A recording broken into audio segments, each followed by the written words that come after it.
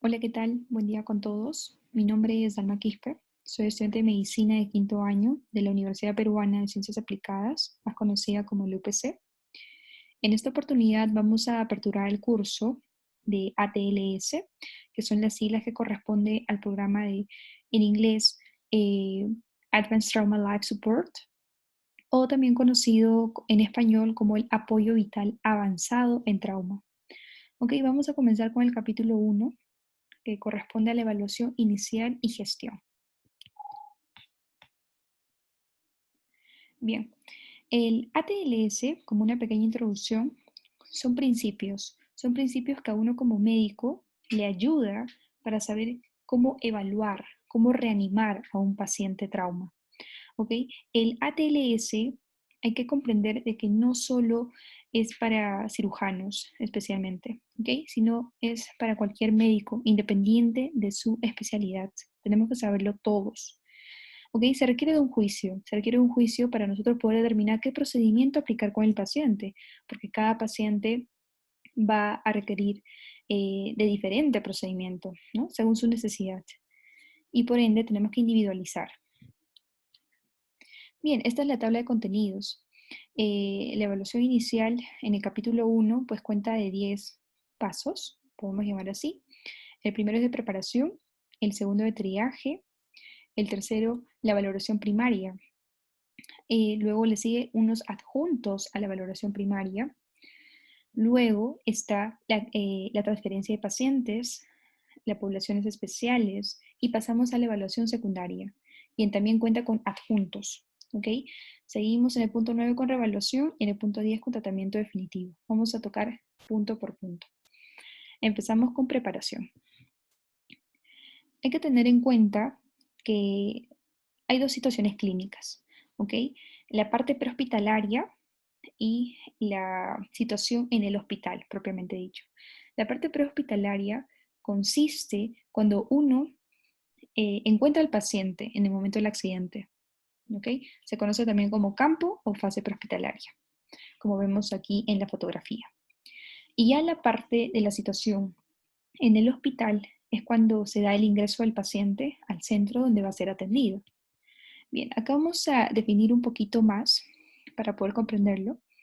La fase prehospitalaria consiste en que las personas que se están encargando de esta fase tienen que notificar inmediatamente, sí o sí, al hospital de traslado, es decir, en el hospital donde va a ser atendido el paciente. ¿Para qué? Para que los miembros de trauma, ¿no? Del equipo de trauma del hospital pueda estar preparado, tanto en personal como en los recursos, y ya lo tenga listo para que cuando llegue el paciente se dé la óptima atención de vida. ¿Ok? Entonces, ¿qué información tiene que dar, ¿no? El que está atendiendo a la parte prehospitalaria? La información que tiene que brindar es el momento de la lesión, los acontecimientos relacionados con el paciente. En el caso de la historia clínica del paciente es vital, sí, por supuesto que sí. Sin embargo, esta puede ser obtenida como también no. Va a depender mucho si el paciente se encuentra consciente, se encuentra en la capacidad de hablar, ¿no? Como lo vamos a ver más adelante, o quizás puede ser obtenida por un familiar o amigo que se ha encontrado con el paciente justo en el momento del accidente. Eh, ello. Luego, en esta fase prehospitalaria hay que hacer hincapié en tres puntos importantes. La vía aérea. Este punto vamos a ver que es sumamente importante más adelante, lo vamos a explicar a mayor detalle. El punto 2 es el control de la hemorragia o tratar el shock, ¿no? Si el paciente se encuentra en shock, hay que tratarlo. Y el punto 3 es la inmovilización del paciente. Pasando ya a la fase hospitalaria, esta planificación anticipada es esencial, por lo que les menciono, ¿no? Para tener ya tanto personal como recursos listos a la hora del ingreso del paciente. El traspaso de los proveedores de atención prehospitalarias a los proveedores del hospital tiene que ser un proceso suave. ¿Ok? Y acá hay que tener, o bueno, no tener, sino que la fase hospitalaria, el hospital como tal, tiene que contar con estos 5 puntos que son sumamente importantes que lo encontramos en el cuadro verde.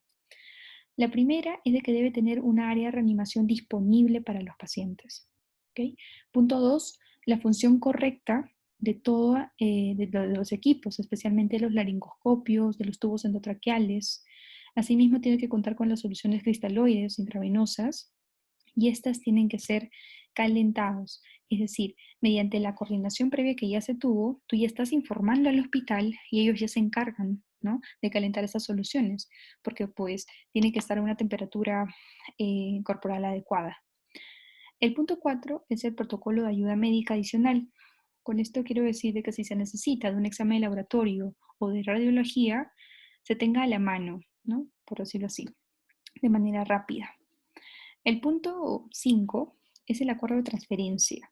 Es decir, si el hospital ya no cuenta con los servicios para poder atender al paciente, se tiene que transferir a otro centro de trauma. Y este otro centro de trauma también tiene que estar verificado, ¿no?, previa coordinación con el hospital donde está siendo atendido el paciente.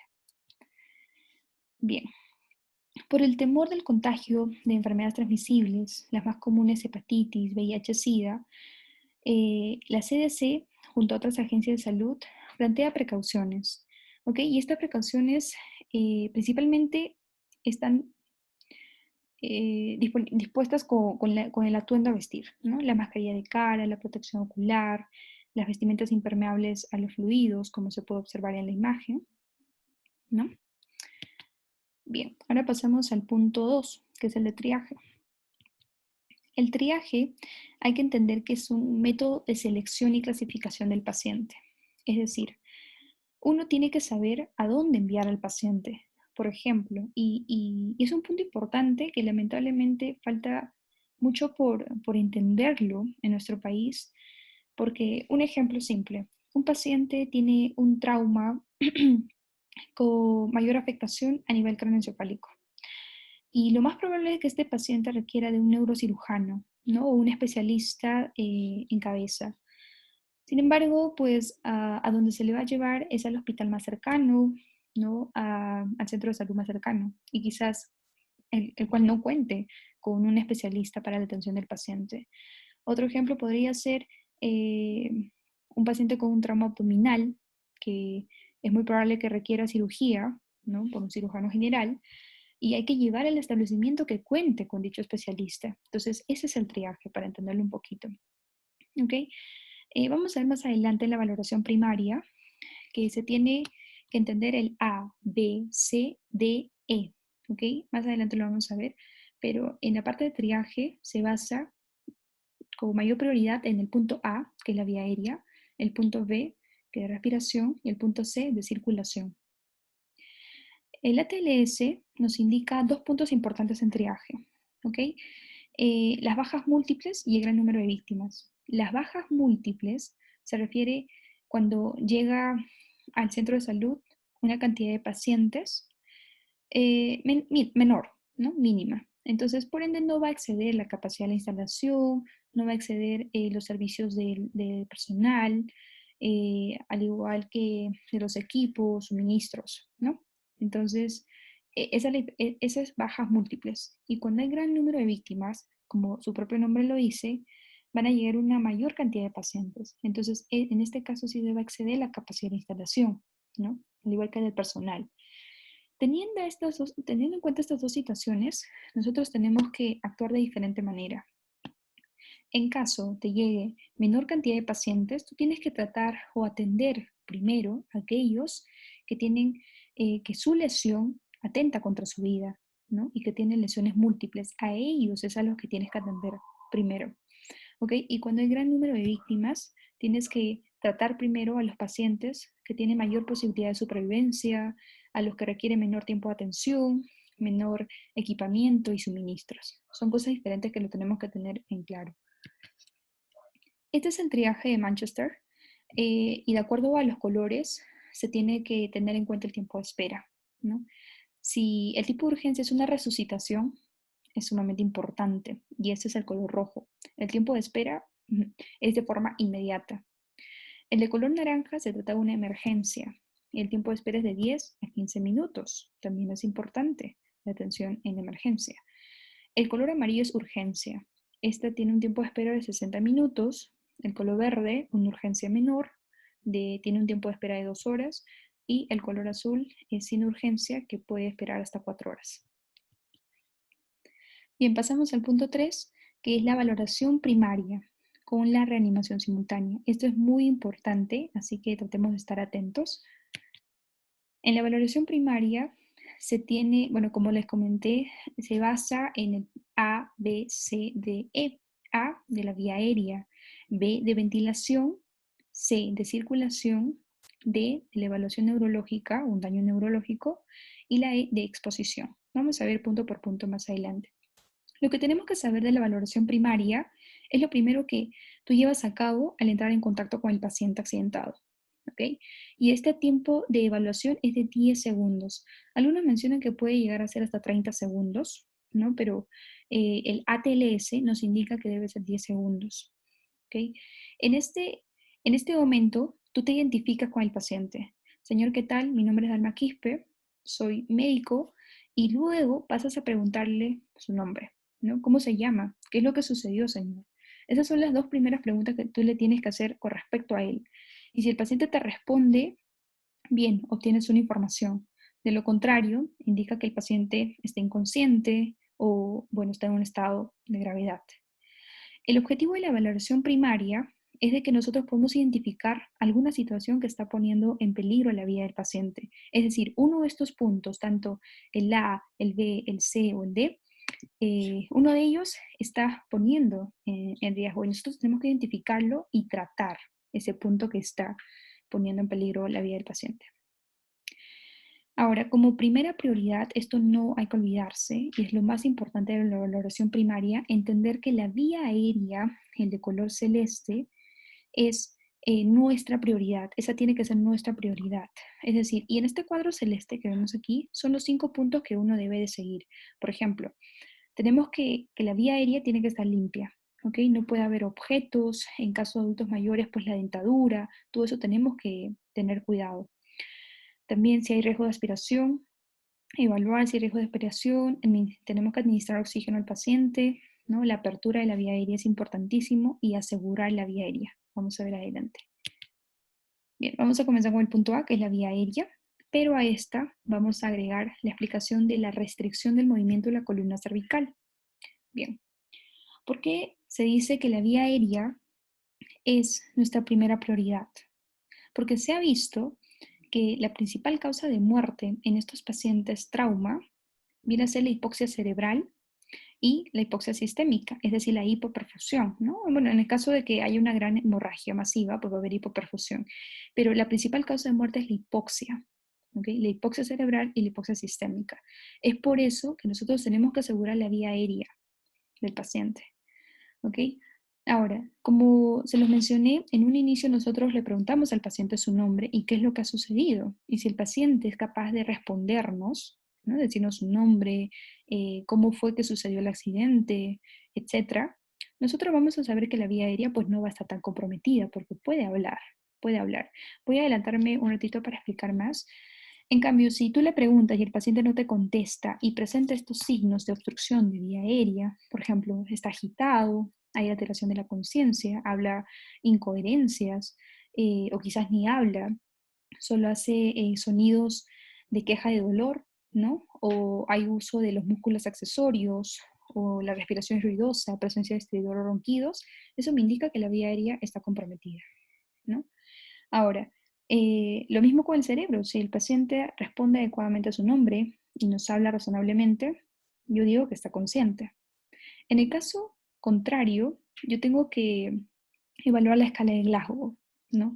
Y si yo encuentro una escala de Glasgow menor o igual a 8, yo tengo que colocar sí o sí una vía aérea definitiva. Sí o sí, chicos, sí o sí. Se tiene que colocar la vía aérea definitiva. ¿Ok? Vemos aquí el hombre, ¿no? Este es un dibujo de una representación, y esta es conocida como la técnica de limitación de movimiento de la columna cervical. ¿Por qué es importante? Hay que tener en cuenta que tenemos que, hasta no descartar que hay una lesión de la columna, nosotros tenemos que pensar en ello. ¿Ok? Por eso es que se hace la restricción del movimiento de cervical, por ejemplo. O sea, nosotros estamos asegurando la vía aérea, ¿no? Estamos asegurando, estamos evaluando que no haya nada, ningún objeto que pueda obstruir la vía aérea, etcétera. Y en ese mismo instante, nosotros ya tenemos que restringir el movimiento de la columna cervical. Recuerden que todo se tiene que hacer en un tiempo de segundos. Entonces, en esta imagen de aquí, nosotros observamos a un miembro del servicio con guante celeste que está sosteniendo la cabeza para evitar el movimiento, ¿no? Y tenemos a otro que está colocando el collarín, ¿no? Entonces, de esa manera es como se trabaja. Ahora, hay que tener muchísimo cuidado. ¿Por qué? Porque si un paciente ya tuvo el accidente, es muy probable que tenga una lesión medular. Es por eso que se lleva a cabo esta situación. En un paciente pediátrico se tiene que conocer lo que es la anatomía.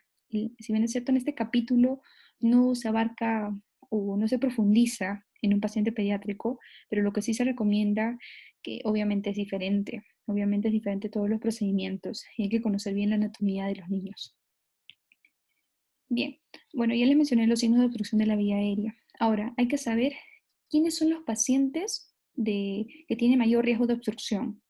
¿Ok? Aquel paciente inconsciente que tiene un trauma cráneoencefálico, aquel paciente que esté bajo los efectos de drogas y alcohol, un paciente que haya tenido un trauma maxilofacial severo, por ejemplo, eh, este es un ejemplo, ¿no? O un trauma cervical, un trauma torácico, y que haya una negativa para acostarse en decúbito supino, como vemos en la imagen.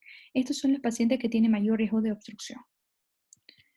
Bien, aquí para explicar un poquito lo que es los tipos de intubación, ¿no?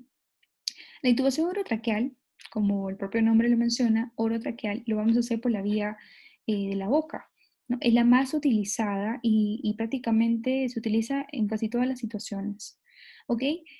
Sin embargo, es, es complicado hacerlo y obvio no se va a llevar a cabo cuando un paciente pues nos llega como este caso, ¿no? Que tenga un trauma maxilofacial severo, que tenga destrozado prácticamente la mandíbula, el cigomático, etcétera, donde obviamente va a estar el paciente sangrando. Entonces yo no le puedo poner una intubación orotraqueal en ese caso. Y cuando sucede esto, yo paso a optar por una intubación nasotraqueal, que lo voy a hacer obviamente por la nariz, ¿no? Esto se utiliza más cuando hay una lesión en la columna cervical, ¿ok? También se utiliza en pacientes con traumatismo extenso, ¿no? Como lo había mencionado, tanto de la boca, maxila inferior, porque no voy a poder introducir por esa zona, entonces opto por la vía de la nariz, de la intubación nasotraqueal. Entonces, ¿y cuándo no la uso? No la voy a usar en pacientes, por ejemplo, que son apnéicos o que hayan tenido una lesión directa a nivel cráneoencefálico. Entonces, si mi paciente tiene una gran lesión en el cráneo, en la cabeza, en el rostro, es muy probable que la lámina cribosa haya sufrido una lesión. Entonces, yo al colocar este instrumento puedo tener riesgo de lesionar el parénquima cerebral.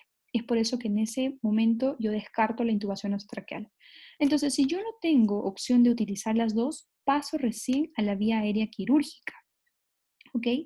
Esta vía aérea quirúrgica yo la utilizo, hay dos, ¿ok? La cricotiroidotomía y lo que es la traqueostomía.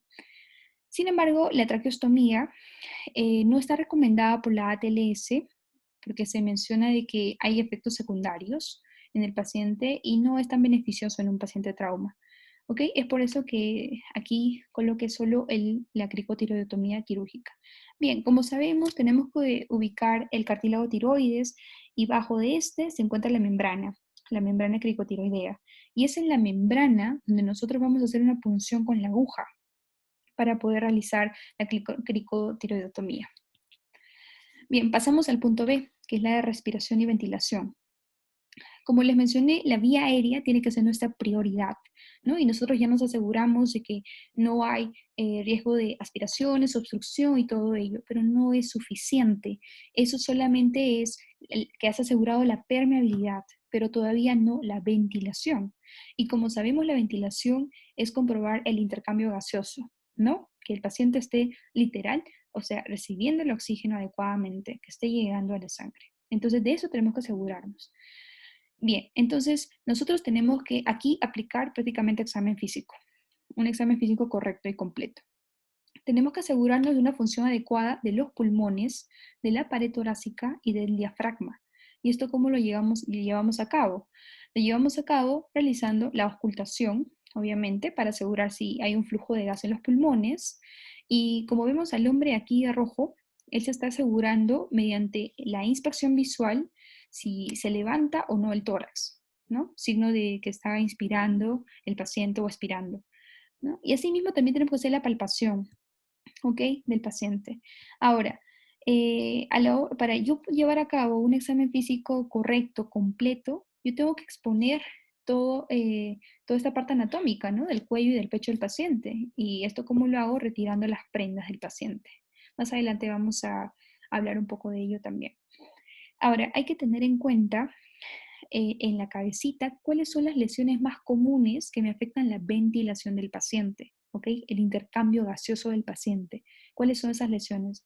A la cabeza, neumotórax. ¿Ok? Puede ser un neumotórax simple, pero cuando es un neumotórax simple, así sea un neumotórax simple, pues uno no va a saber, ¿no? Uno no va a saber al ver al paciente qué tipo de neumotórax tiene. Pero se ha visto de que cuando digamos que es un neumotórax simple, y se trata de un paciente trauma, es mucho más fácil que evolucione a un neumotórax de tensión en poco tiempo.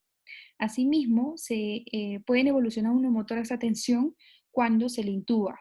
Entonces, hay riesgo de neumotórax de tensión en un paciente trauma. Eso hay que tenerlo en cuenta. Otra lesión que compromete la ventilación es el neumotórax abierto, hemotórax masivo, las lesiones bronquiales, ¿no? Y como recomendación también es de que todo paciente trauma debe tener un oxígeno suplementario. Y si no está intubado, tiene que tener una máscara de depósito. En el punto C, que es de circulación con control de hemorragia, aquí se tiene que evaluar lo que es el volumen de sangre y el gasto cardíaco, ¿no? Obviamente tenemos que controlar la hemorragia porque el paciente puede llegar a una hipovolemia grave. Entonces, para comenzar, tenemos que encontrar la causa de la hemorragia.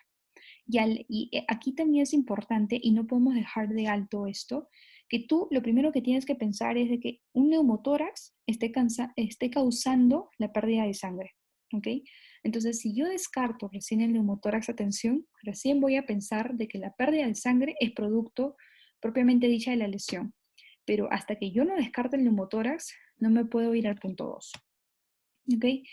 Ahora, aquí, ¿qué evalúo? Y obviamente aquí también se tiene que evaluar en segundos. Tengo que evaluar el nivel de conciencia. Si el paciente no está en un estado alerta, en un estado consciente, tengo que pensar que hay una hipoperfusión cerebral, ¿no? Porque esto te altera la conciencia. En lo segundo, la perfusión de la piel, ¿no? Si hay un cambio en la coloración, la piel es un poco más pálida, grisácea, también es un signo de hemorragia. Y lo otro es el pulso filiforme. Como ya sabemos, pues el pulso filiforme, como podemos ver en esta imagen, tiene esta característica, ¿no? Y este es un pulso rápido, es débil, porque no, mira, como por la misma, como lo vemos acá, es débil, es de poca amplitud. Y esto lo encontramos más en pacientes hipotensos, en pacientes que se encuentran en shock, deshidratados, ¿no? Y bueno, hay que evaluar también lo que son los pulsos centrales. Los pulsos centrales hacen referencia a lo que es la carótida, los pulsos femorales. Si estos están ausentes, que son los pulsos centrales, nosotros tenemos que iniciar una reanimación inmediata. Bien, aquí una pequeña comparación de un hemotórax masivo con un neumotórax a tensión. ¿Ok? En el hemotórax masivo, nosotros en los sonidos van a estar disminuidos, al igual que un neumotórax, ambos van a estar disminuidos. En la percusión, obviamente es distinta. En un hemotórax va a haber matidez, en un neumotórax, hiperresonancia, ¿no? Por la gran cantidad de aire que está siendo almacenada en la cavidad torácica. Los movimientos del tórax en ambos disminuido. Y la posición de la tráquea es sumamente importante. En el hemotórax masivo, por ejemplo, se va a encontrar en la línea media, ¿ok? Pero en el neumotórax va a estar desviada, como podemos lograr ver aquí, va a estar desviada. ¿Y por qué? Bueno, como ya sabemos, hay una gran cantidad de aire que está siendo atrapada en esta zona y esta logra empujar al lado contrario. Entonces, eso hay que tener en cuenta. Y bueno, la distensión yugular va a estar distendida en el neumotórax y va a estar colapsada en el hemotórax. Bien, ahora seguimos con el punto de hemorragias. En el caso de sangrado, va a haber un sangrado externo como un sangrado interno. La ATLS recomienda que se realice, como vemos aquí en la imagen, que se realice la presión manual de las lesiones, ¿ok? Si bien es cierto, los torniquetes ya no son usados, ¿no? Pero puede ser el caso que uno utilice un torniquete cuando haya un sangrado masivo, un sangrado excesivo, pero corremos el riesgo de isquemia, ¿no? Entonces, es preferible hacer la presión manual, ¿ok? Ahora, el sangrado interno, obviamente también no se observa pues una hemorragia masiva, ¿no? Sino que se puede apreciar, como vemos en este paciente en esta fotografía. El sangrado interno es mucho más común a nivel del tórax, a nivel del abdomen, de la pelvis, ¿no? Y de huesos largos, ¿ok? Y acá es recomendable hacer lo que son los exámenes de imagen, la radiografía de tórax en caso la lesión se encuentre ahí, la radiografía de abdomen o de pelvis. Bien, ahora seguimos. Con el control de sangrado, ¿cómo lo tenemos que llevar a cabo? Lo tenemos que llevar a cabo con un reemplazo adecuado de volumen intravascular. Lo que nosotros tenemos que hacer primero es ya al paciente ponerle un catéter venoso periférico. En caso este no se logre, ¿no? O sea difícil, hay que optar por un catéter venoso central, como se ve en esta imagen. ¿Ok? Ahora, la reposición de volumen agresivo y continuo no es un sustituto para el control definitivo. En un paciente con shock, la ATLS recomienda iniciar con fluidos con cristaloides intravenosos. Estas deben de calentarse de 37 a 40 grados centígrados. Hay que administrar también lo que son los dispositivos de calentamiento y más adelante lo vamos a ver porque principalmente es para mantener lo que es la temperatura corporal del paciente, ¿no? Y que que estas soluciones, que estos fluidos también tengan dicha temperatura. ¿Okay? 1 litro de solución isotónica y si no responde al tratamiento con cristaloides, sí o sí optar por la transfusión de sangre. Pasamos al punto D, que es la discapacidad o daño neurológico, y esto obviamente lo vamos a evaluar con la escala de Glasgow. Como sabemos, esta escala evalúa la parte ocular, la parte verbal y la parte motora, ¿no? El puntaje máximo ocular es 4, la verbal 5 y la motora 6. ¿Ok? Eh, Ahora, ¿qué puede causar una alteración neurológica? ¿No? La hipoxia, la hipoperfusión cerebral, el uso de drogas o alcohol, y la lesión cerebral directa, ¿no? Ahora, en este caso, por ejemplo, quiero hacer énfasis en la parte motora. Cuando uno habla de la flexión anormal, por ejemplo, vamos a ver en este cuadrito para explicarlo mejor. Cuando una flexión normal es una flexión rápida, ¿no? Con el brazo va a estar lejos del cuerpo, como se puede observar aquí. En cambio, si es una flexión anormal, hay un estereotipo lento. El brazo está sobre el pecho del paciente y el antebrazo también está rotado, ¿ya? Y otra característica es de que el pulgar está apretado y la pierna extendida. Eso es una flexión anormal y va a dar una puntuación de 3 en la parte motora. En lo que es la estimulación del dolor, la estimulación física, se puede hacer en 3 puntos. Se puede hacer en la punta del dedo, se puede hacer un pellizco en el trapecio o también en el arco por encima del ojo, que es el arco supraorbital. Bien, el último punto de la valoración primaria es la E de exposición y control ambiental. Para esto, al paciente, de esto ya pasamos un punto más y luego pasamos a la valoración secundaria. En la valoración secundaria, como una pequeña introducción, hay que tener que hacer un examen físico completo. Para esto se desviste al paciente, se desviste completamente. Tenemos que, eh, para facilitar el procedimiento, cortar las prendas, ¿no? Entonces, el paciente va a estar expuesto a la temperatura del ambiente y probablemente puede que sea fría y no es beneficiosa. Tenemos que utilizar en este caso mantas calientes o un dispositivo de calentamiento externo, ¿no? El calentamiento de fluidos intravenosos también es importante, como lo mencioné antes de su administración, y el uso de sal a temperatura templada. Todo esto para poder nosotros evitar lo que es la hipotermia.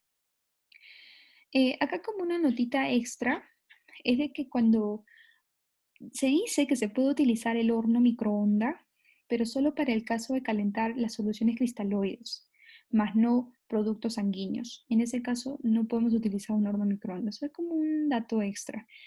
Bien, esta aquí es un cuadrito de la ATLS. Se dice que cuando la hipotermia puede estar tanto presente en la admisión o puede desarrollarse después de esta, ¿ok? Y en ambos, pues nosotros tenemos que asegurar un ambiente cálido, utilizar las mantas calientes, ¿no? Y en el caso de que se presente después de la admisión, o sea, es decir, ya en el centro hospitalario, tenemos que aplicar lo que son, bueno, los líquidos tibios, ¿no? Precalentados antes de su administración. Y eso. Siguiente. En esta parte de la reanimación, la vía aérea, bueno, esto es como un repasito de lo que hablamos. Hay que asegurar y hay que proteger la vía aérea, ¿no? Mediante la maniobra de tracción mandibular, como se puede observar aquí, y para también la posterior colocación de la vía aérea definitiva, ¿no? Una intubación o mediante un procedimiento quirúrgico. El punto 2 es la respiración o ventilación. En este caso ya sí está la intubación endotraqueal, que puede ser naso u orofaringia, como ya conversamos. El oxígeno suplementario importantísimo, ¿no? Para evitar lo que es la hipoxia cerebral o la hipoxia sistémica, que es la principal causa de muerte en estos pacientes.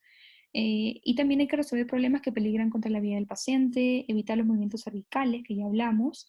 El compromiso mecánico ventilatorio o inconsciencia también tiene que estar siendo vigilados constantemente. En la parte de circulación, vamos a tener que controlar la hemorragia. Vamos a tener que colocar los accesos venosos, como hablamos, las soluciones tibias, cristaloides, la transfusión sanguínea y la prevención de la hipotermia. Básicamente un resumen de lo que ya hemos venido hablando. Bien, los adjuntos a la valoración primaria. Para no perdernos, ¿no? Los adjuntos es como un agregado más a la valoración primaria, ¿no? Para repetir un poquito, la valoración primaria era el A, B, C, D, E, y a esto le va a seguir una valoración secundaria, que ya vamos a entrar. Pero la valoración primaria tiene sus adjuntos, al igual que la valoración secundaria también tiene sus adjuntos. Bien, los adjuntos de la evaluación primaria son prácticamente exámenes, se podría decir. En el primer punto tenemos la monitorización electrocardiográfica, ¿no? Para poder descartar o confirmar presencia de arritmias, por ejemplo, una taquicardia inexplicable, una fibrilación auricular, contracciones ventriculares prematuras o cambios en el segmento de ST.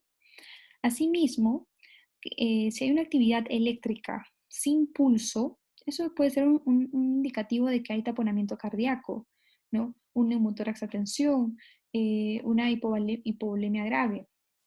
Entonces, eso nos va a servir para evaluar o para descartar. El pulsoxímetro, como sabemos, pues más utilizado en los dedos de la mano, pero también puede ser utilizado en el dedo del pie como en el lóbulo de la oreja. Lo que pasa con el pulsoxímetro, pues en sí hay que tener en cuenta que se comete mucho este error de creer que el pulsoxímetro te mide la presión parcial del oxígeno o del CO2, y no es así. Solamente que la absorción de la luz lo que hace es medir la oxihemoglobina. Entonces eso hay que tenerlo en cuenta. Bien, el tercer punto es la frecuencia ventilatoria capnográfica o AGA. En este caso voy a hacer mayor énfasis en la capnografía. ¿Ok? Para la monitorización de la ventilación en sí lo que se va a censar es el CO2 expirado. La capnografía es esta imagen, uy, se movió, pero bueno, es esta imagen de aquí, los cuadros azules. Esta capnografía, ¿para qué nos va a servir? Como ya vimos, intubamos al paciente y nosotros para confirmar si esta intubación es correcta, es decir, está en la vía aérea y no en el esófago, utilizamos la capnografía. Cuando está correcto, va a haber estas ondas, ¿no? En cambio, si se encuentra en el esófago, vemos que no marca nada. Entonces, es para eso, nos confirma la posición, ¿no? de la intubación. Los otros puntos son los catéteres urinarios y catéteres gástricos. Disculpen, se han movido un poco las imágenes, pero bueno, se entiende. Los catéteres urinarios, por ejemplo, nosotros vamos a tener que colocar, se puede colocar durante, ¿no? La fase prehospitalaria o en la valoración primaria o después de esta, ¿no? Pero tenemos que evaluar primero al paciente. Ahora, ¿por qué hacemos un catéter urinario? Porque la orina es un buen indicador para ver cómo está la volemia del paciente. Sabemos que cuando hay una hipoperfusión, ¿no? Por ejemplo, una hipoperfusión renal también se va a ver reflejado en la orina. Entonces, es un buen indicador, es un buen indicador. Ahora, lo que tenemos que tener en cuenta son las contraindicaciones también. ¿Cuándo yo hago este procedimiento y cuándo no? Cuando hay una sospecha de lesión uretral, no lo vamos a hacer. Tampoco cuando hay anomalías anatómicas.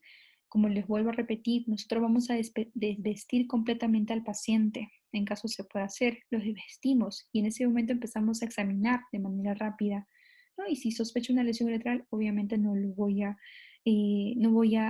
realizar este procedimiento, ¿no? Lo otro son los catéteres gástricos. Como vemos en esta imagen, aquí está la sonda nasogástrica que pasa por el esófago y llega al estómago. ¿Ok? Esto normalmente se utiliza para la nutrición o quizás para sacar una muestra gástrica, ¿no? Pero la ATLS en esta situación hace énfasis de que sirve para descomprimir la distensión del estómago. ¿Por qué? Porque la distensión del estómago aumenta el riesgo de broncoaspiración. Entonces, si yo descomprimo, disminuyo dicho riesgo, ¿no? Asimismo, también para el diagnóstico de hemorragia gastrointestinal. El peligro de esto es de que este dispositivo puede inducir el vómito, ¿ok? Puede inducir el vómito y agravar el cuadro. O también se puede insertar en la cavidad craneal cuando hay daño de esta lámina cribosa, que lo habíamos mencionado anteriormente. Entonces hay que tener muchísimo cuidado en esas situaciones. Y por último, tenemos, en los adjuntos de la evaluación primaria tenemos los exámenes de radiografía y estudios de diagnóstico. En el caso de la radiografía, por ejemplo, la básica, sabemos que es un anteroposterior de tórax, como también se puede pedir un anteroposterior de pelvis para descartar fracturas o algún daño. Y es importante también pedir lo que es una radiografía lateral de columna cervical. ¿Ok? Dentro de otros estudios se menciona al FAST, también conocido como ECOFAST, que es el Focused Abdominal Sonography for Trauma, si no me equivoco. Este es útil para la detección del sangrado, ¿ok? El sangrado, pero a nivel del tórax y a nivel del abdomen. También se dice que también nos permite evaluar lo que es si hay un taponamiento cardíaco. En sí, el concepto de FAST es de que es una ecografía orientada a detectar si hay líquido libre, ¿ok? Para eso nos sirve, ¿no? Da un barrido general para detectar si hay líquido libre o no. El LPD, o también conocido como lavado peritoneal diagnóstico, es una incisión en la piel y que puede llegar hasta el peritoneo, ¿no? Mediante un catéter. Entonces, era para evaluar o sirve para evaluar lo que es si el líquido sale claro, bueno, indica de que no hay mayor gravedad, pero si cambia o tiene una coloración distinta, ya sea sanguinolenta o amarillenta, bueno, está indicando que hay una lesión de por medio, ¿no? Bien, y la USG abdominal. Pasamos al punto 5, que es considerar la necesidad de transferencia de pacientes. ¿Ok? En este punto, pues ya el médico encargado tuvo que haber obtenido toda la información necesaria para ver si el centro hospitalario a donde va a llevar el paciente o donde ya se encuentra su paciente es el óptimo para atender las necesidades del mismo, ¿no? O, caso contrario, optar por hacer la transferencia a otro centro. Entonces, ¿de esto quién se encarga? Nuevamente lo menciono, el médico, el líder del equipo de trauma. La transferencia se da con el objetivo de mejorar la capacidad de resucitar, estabilizar y asegurar lo que es la transferencia del paciente. ¿Por qué? Porque está en juego la vida del mismo y por ende tampoco podemos atrasar, ¿no? No puede haber un retardo en la transferencia.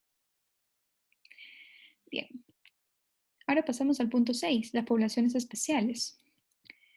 Dentro de las poblaciones especiales encontramos a los niños, embarazadas, adultos mayores, pacientes obesos y a los atletas. En el caso de los niños, como ya se los mencioné, la ATLS, al menos en este capítulo 1, no hace tanto énfasis en ellos, pero sí nos da las indicaciones de que nosotros tenemos que conocer la fisiología y la anatomía y entender que esta es distinta a un paciente adulto, ¿no? Asimismo, la cantidad de sangre, los fluidos, los medicamentos van de acuerdo al tamaño del niño. En el caso de las embarazadas, el cambio anatómico y fisiológico que se da en ellas hace que la respuesta hacia la lesión no sea la misma, ¿ok? Y que, bueno, tenga consigo agravantes. Y es muy, muy importante de que si uno tiene a una paciente, mujer, que aparenta edad fértil, descartar si está embarazada. Eso es muy importante, chicos. Y lo podemos hacer mediante el examen físico, la palpación, una auscultación, ¿no? O ya algo más seguro, la prueba de laboratorio, ¿no? Del HCG. Ese es el caso de las embarazadas. En el caso de un adulto mayor, el envejecimiento hace que disminuya la reserva fisiológica y a un adulto mayor también pues agrega las comorbilidades, ¿no? Como una insuficiencia cardíaca congestiva, otras patologías del corazón, enfermedad arterial coronaria, la diabetes mellitus, el EPOC, todas estas enfermedades junto al envejecimiento eh, mismo pues va a perjudicar también la respuesta a la lesión, una respuesta positiva, ¿no? En el caso de los pacientes obesos, también la anatomía de un paciente obeso impide un adecuado procedimiento. Por ejemplo, en el caso de intubación, sobre todo, va a ser un procedimiento difícil, un procedimiento peligroso. Y por último tenemos a los atletas. Uno diría que, bueno, un atleta, ¿por qué pensar en un atleta, ¿no? Como un factor de riesgo, ¿qué podría haber en ellos? En sí, no es tanto, pero lo que se presenta en ellos es de que no pueden manifestar los signos de shock, como lo que es la taquicardia o la taquipnea. Es muy complicado en ellos encontrar un signo de shock, porque tienen una buena condición física y ellos prácticamente viven pues con una presión arterial normal o ligeramente baja. Entonces es muy complicado que ellos nos presenten el primer momento un signo de shock, ¿no? Como la taquicardia y la taquipnea. Eso hay que tenerlo también en consideración. Bien, ahora pasamos a la evaluación secundaria.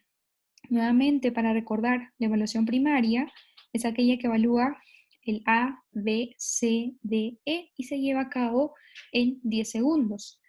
Ahora, pasando a la evaluación secundaria, como se los mencioné, es prácticamente un examen físico completo que va desde la cabeza hasta los pies. Y también se incluye lo que es la historia del paciente. Vamos a ver. La ATLS nos indica que si nosotros no acabamos con la evaluación primaria, no podemos empezar la evaluación secundaria, ¿ok? Sin embargo, si en la situación del accidente hay personal adicional que pueda ayudar, unos se pueden encargar de hacer la evaluación primaria y los otros de llevar a cabo la evaluación secundaria simultáneamente, ¿ok?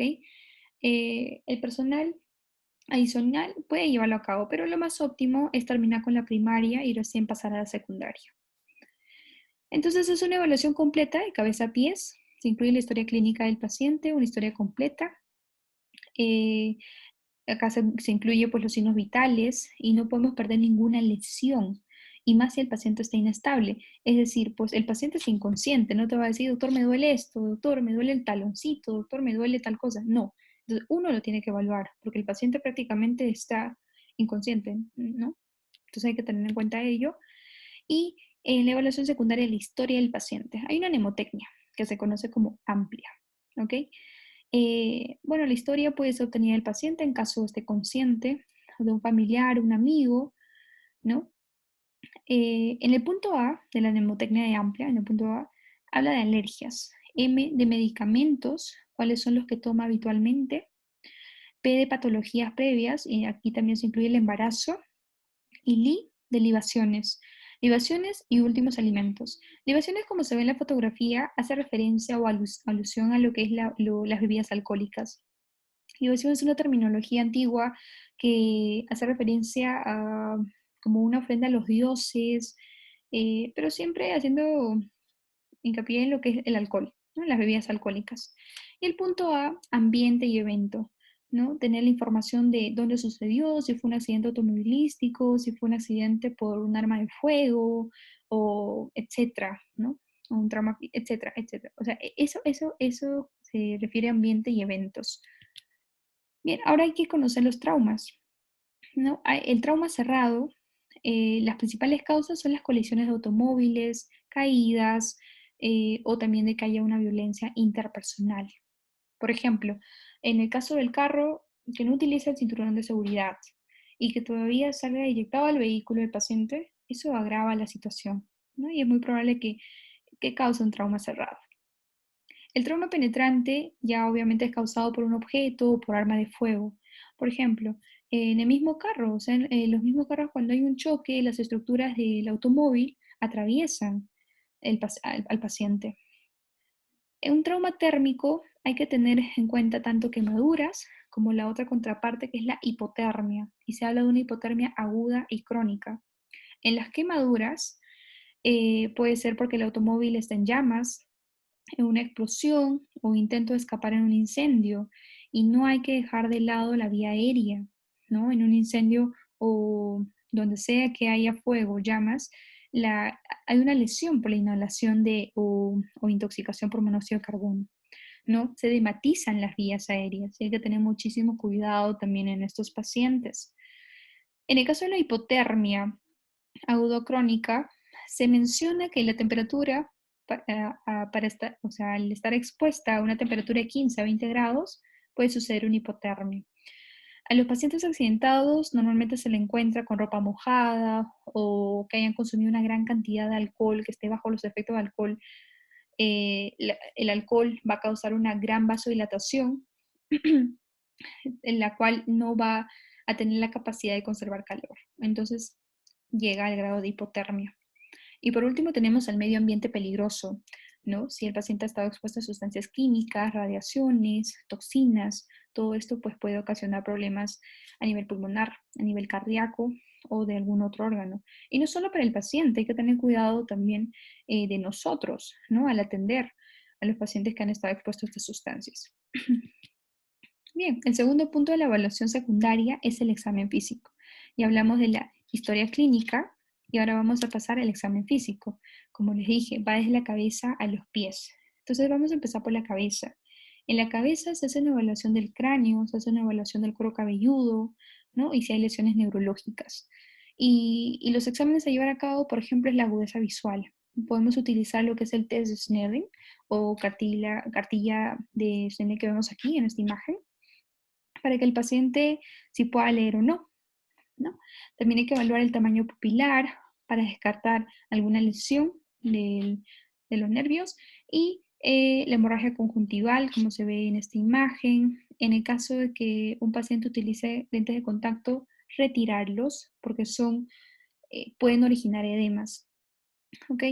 Y también evaluar el movimiento ocular para poder descartar si hay un atrapamiento muscular extraocular. Pasamos ya a la revisión de las estructuras maxilofaciales. ¿Ok? En este caso, por ejemplo, vemos una gran lesión en el paciente, pero hay muchas peores. Y si estas lesiones no te comprometen la vía aérea, a pesar de que hay un trauma mayor, ¿no? Porque tú lo primero te vas a asegurar tu vía aérea. Y si tú ves que este trauma no afecta la vía aérea como tal, la atiendes después. Obviamente, si hay una hemorragia masiva, atiendes la hemorragia. ¿No? Pero después atiende estas lesiones. Luego, ¿qué hacemos? Tenemos que palpar las estructuras óseas de la cara, ¿no? De un examen intraoral también para evaluar qué tanta afectación puede haber en la vía aérea. Bien, ahora pasamos a la evaluación del cuello, ¿no? La columna cervical. Siempre hay que sospechar de que hay una inestabilidad en la columna cervical cuando el paciente ha tenido un trauma en la cabeza directamente, ¿ok? Se dice de que hay una correlación directa, es decir, el paciente tuvo un trauma en la cabeza y ha perdido la conciencia y tiene una lesión en la columna cervical, ¿no?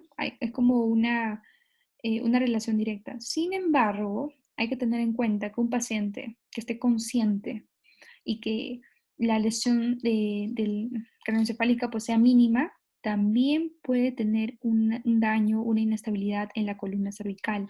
Entonces, eso es muy importante tenerlo en cuenta. O sea, en resumen, a todo paciente de trauma, nosotros tenemos que tener la sospecha de que hay una lesión en la columna cervical y hasta no descartarla, hay que inmovilizar al paciente. ¿Ok? Ahora, bueno, el examen de cuello, ¿cómo lo hacemos? Como ya sabemos, mediante la inspección, palpación, auscultación, ¿no? Tenemos que evaluar si hay una desviación de la tráquea, si hay una fractura laríngea, y también podemos auscultar y palpar lo que son las arterias carótidas. Auscultamos para descartar soplos o presencia, o afirmar si hay presencia de estos. Vamos bajando y llegamos al tórax y al pecho. En el tórax y el pecho tenemos que hacer pues una evaluación tanto anterior como posterior, ¿no? Y lo que acá buscamos es identificar si hay un neumotórax abierto.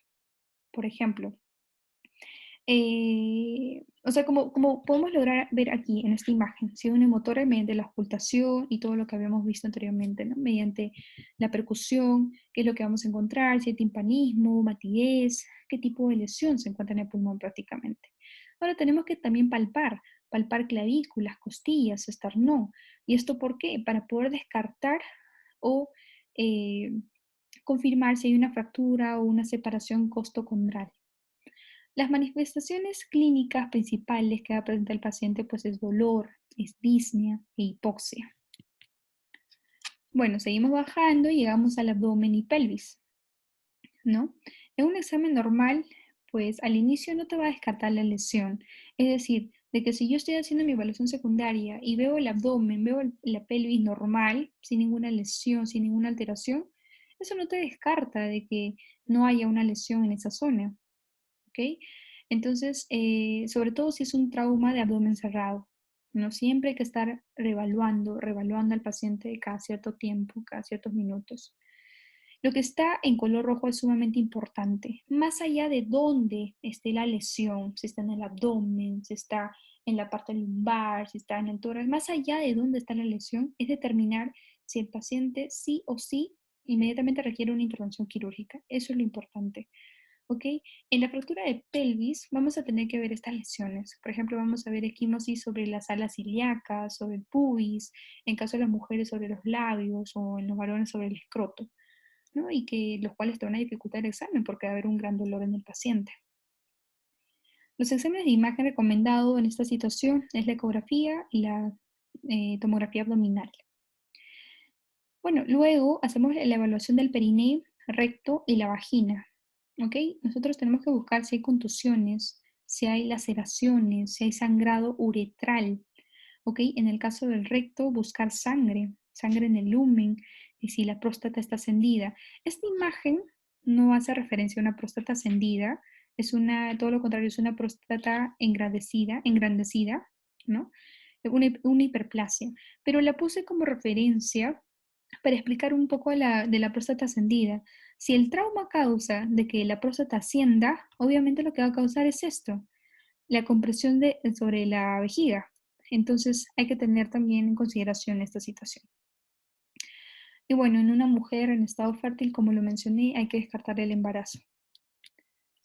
Luego, por último, estos dos últimos exámenes, el sistema musculoesquelético, hay que evaluar las cuatro extremidades, eh, a detalle, ¿ok? Y también hay que descartar o estar al pendiente si hay un síndrome compartimental. Sabemos pues que el síndrome compartimental normalmente se da en fracturas de huesos largos o cuando la lesión ha sido causada por un aplastamiento, cuando hay una isquemia prolongada, ¿no? O cuando hay lesiones térmicas en el paciente. Bien, y luego terminamos con el sistema neurológico. Se tiene que hacer un examen neurológico completo, se tiene que hacer la evaluación de las funciones tanto sensitivas como motoras, ¿ok? De las extremidades. Y tenemos que estar también reevaluando a cada rato el estado de conciencia, porque puede ser que al inicio el paciente haya estado consciente y en los minutos ya no. Entonces siempre tenemos que estar evaluando, al igual que el tamaño pupilar. Y luego tenemos también que estar al pendiente de la presión intracraneal. Si esta está elevada, tenemos que tomar medidas para disminuirla. Una de ellas se recomienda manitol, como ya sabemos, y puede ser manitol al 20% de 1 a 2 gramos por kilo y por hora. y se puede poner de 10 a 20 minutos, ¿no? Un bolo de 10 a 20 minutos. Y bueno, ahora pasemos al punto 8, que son los adjuntos a la evaluación secundaria. Si recuerdan, había adjuntos de la evaluación primaria, que era el electrocardiograma, el pulso oxímetro, ¿no? La capnografía, todo ello era para la evaluación primaria. Estos son los adjuntos a la evaluación secundaria. Principalmente son exámenes de imagen. Tenemos la radiografía anteroposterior, ¿no? La tomografía, que puede ser de cabeza, de pecho, abdomen, la columna. ¿Por qué preferimos la tomografía versus la ecografía? ¿Por qué? Porque hasta descartar, nuevamente lo voy a repetir, hasta descartar que no haya una lesión de columna, nosotros no podemos estar haciendo que el paciente pues movilice, ¿no? La región cervical y de la columna. Es por eso que la tomografía se prefiere antes que la ecografía. ¿Ok? Bien, los otros son la urografía, la angiografía, la esofagoscopía, la ecografía transesofágica y la broncoscopía. El punto 9, la reevaluación. Nuevamente, repito que siempre tenemos que estar en una constante evaluación del paciente. No es de que ya lo evalúe y ya lo dejo. No. Cada cierto tiempo nosotros tenemos que estar evaluando al paciente para no pasar por alto por signos nuevos, ¿no? Hay que estar atento a todo cambio que presente el paciente, ya sea positivo o negativo. Y bueno, hay que tratar las lesiones potencialmente letales, claro que sí. Hay que hacer un monitoreo continuo de signos vitales y del gasto urinario. En el caso de los adultos, el gasto urinario a controlar tiene que ser de 0.5 mililitros por kilo y por hora. Y bueno, el uso de analgésicos y ansiolíticos para aliviar el dolor del paciente. Por último, tenemos el tratamiento definitivo. Obviamente, toda lesión encontrada tiene que ser tratada, tiene que iniciarse el manejo de ella. Sin embargo, la ATLS, dentro del tratamiento, también incluye la transferencia del paciente, ¿no? Aquí vamos a ser un poquito repetitivos, pero también es importante entender lo que es la transferencia del paciente hacia otro centro hospitalario, cuando ya las necesidades del paciente pues exceden a la capacidad de la institución receptora, ¿no? Puede ser en equipos, puede ser en recursos, puede ser en personal, como poníamos el ejemplo del neurocirujano. Si necesita un neurocirujano, se le manda a un centro de salud que cuente con dicho especialista. A eso es lo que nos referimos con esto. ¿Y cuáles son las directrices de traslado? Se tiene que evaluar lo que es tener en cuenta el estado fisiológico del paciente, qué lesiones anatómicas presenta y cuáles son las enfermedades que tiene, ¿no? ¿Y cómo se va a elegir la localidad de traslado? Eso se va a elegir de acuerdo a la función, a las capacidades, que cuente ese segundo centro hospitalario donde se va a llevar al paciente, que cuente con todas esas capacidades para el cuidado del paciente. Bien, chicos, llegamos a la parte final de la exposición. Agradecerles por su tiempo y por su interés en el tema. Mis mejores deseos para ustedes en todo. Espero que les haya sido muy útil esta exposición y aprovecho también para agradecer a la página Books Médicos Perú por la invitación y recomendarles a cada uno de ustedes que no pierdan la oportunidad de seguirlos en todas las plataformas. Los invito a revisar el contenido de Books Médicos Perú. El contenido que ofrecen pues es un contenido más que bueno, interesante, completo para todo estudiante de medicina. Y siempre estén pendientes de sus posts, ya que tienen muchas cosas buenas para compartir. Cuídense mucho, cuídense de su familia y chao. Hasta la próxima.